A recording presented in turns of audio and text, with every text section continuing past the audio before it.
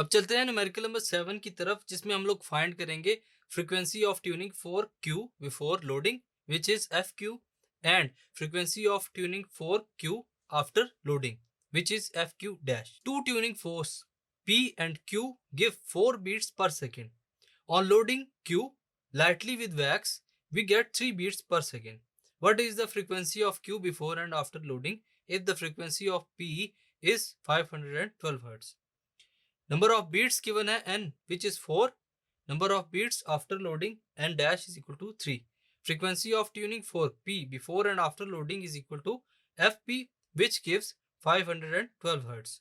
Find हम लोगों ने करना है frequency of tuning for Q before loading F Q and frequency of tuning for Q after loading F Q dash. आइए इसका सोल्यूशन देखते हैं. Difference between frequencies N is equal to F two minus F one.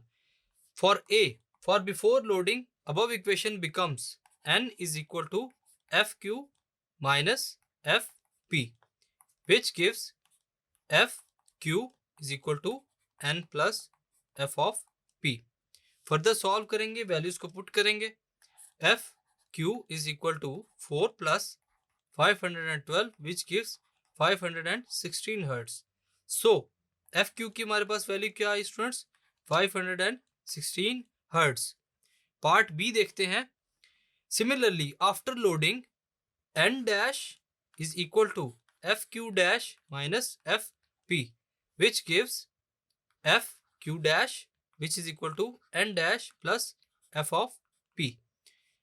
Putting values, f q dash will be equal to 3 plus 512 which is equal to f q dash is equal to 515 hertz. So students, इस numerical की मदद से हम लोगों ने दोनों frequencies को find किया.